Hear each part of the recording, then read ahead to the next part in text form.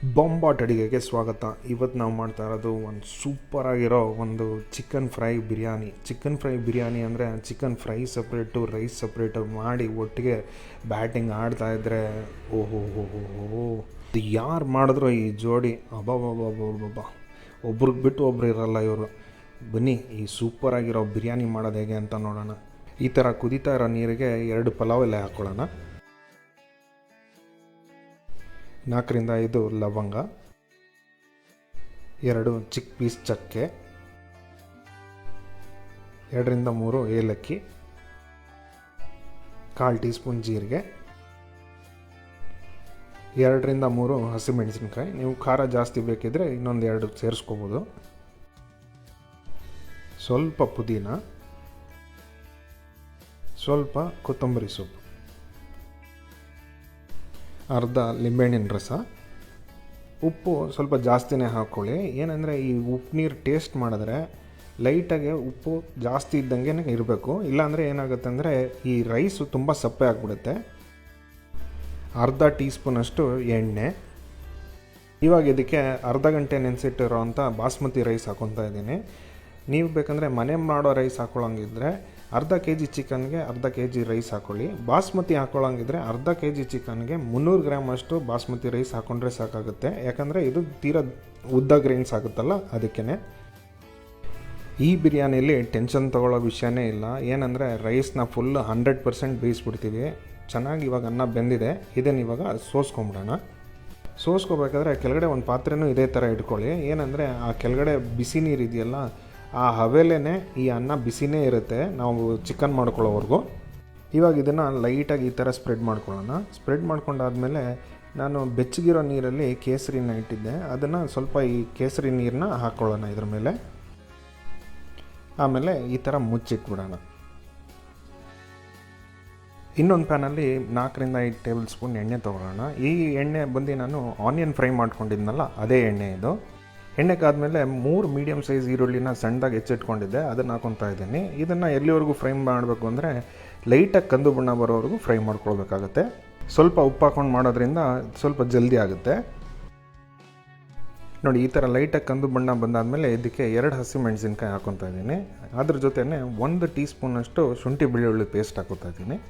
ಇದನ್ನು ಅಷ್ಟೇ ಶುಂಠಿ ಬೆಳ್ಳುಳ್ಳಿ ಪೇಸ್ಟ್ ಹಾಕೊಂಡಾದ್ಮೇಲೆ ಚೆನ್ನಾಗಿ ಹಸಿ ವಾಸನೆ ಹೋಗೋವರೆಗೂ ಫ್ರೈ ಮಾಡ್ಕೊಳ್ಳೋಣ. ಏನಿಲ್ಲ ಅಂದರೆ ಒಂದು 4ರಿಂದ 5 ನಿಮಿಷ ಇದೇ ಥರ ಚೆನ್ನಾಗಿ ಫ್ರೈ ಮಾಡ್ಕೊಳ್ಬೇಕಾಗತ್ತೆ. 4ರಿಂದ 5 ನಿಮಿಷ ಚೆನ್ನಾಗಿ ಫ್ರೈ ಆದಮೇಲೆ ಇದಕ್ಕೆ 1/4 ಟೀ ಸ್ಪೂನಷ್ಟು ಅರಿಶಿಣದ ಪುಡಿ ಹಾಕ್ಕೊಳ್ಳೋಣ, ಮತ್ತು ಅರ್ಧ ಟೀ ಸ್ಪೂನಷ್ಟು ಜೀರಿಗೆ ಪುಡಿ ಹಾಕ್ಕೊಳ್ಳೋಣ,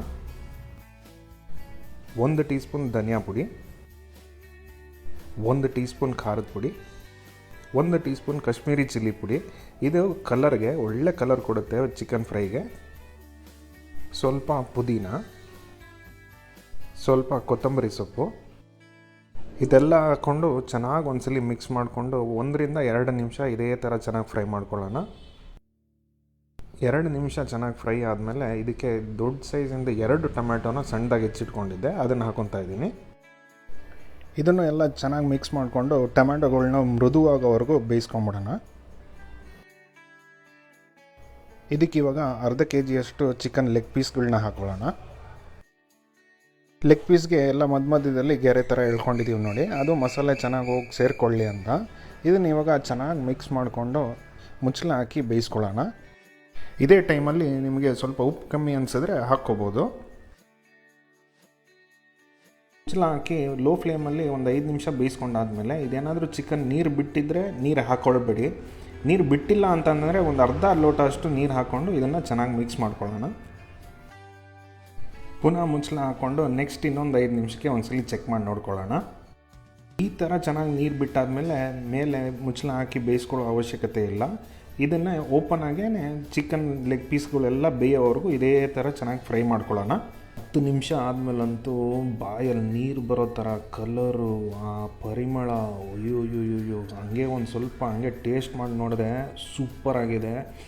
ಇವಾಗಂತೂ ಈ ಚಿಕನ್ ಪೀಸ್ನ ಮತ್ತು ಬಿರಿಯಾನಿ ರೈಸ್ನ ಮದುವೆ ಮಾಡೋ ಟೈಮ್ ಬಂದ್ಬಿಡ್ತು. ಬನ್ನಿ ಹೇಗೆ ಮಾಡೋದು ಅಂತ ನೋಡೋಣ.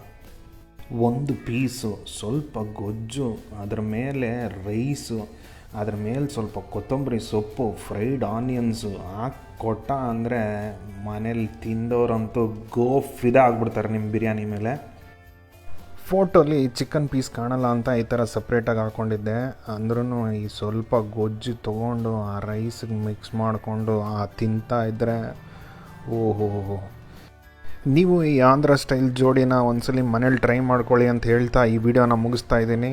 Until next time, Bombarted is signing off. See you in another great video. Bye bye.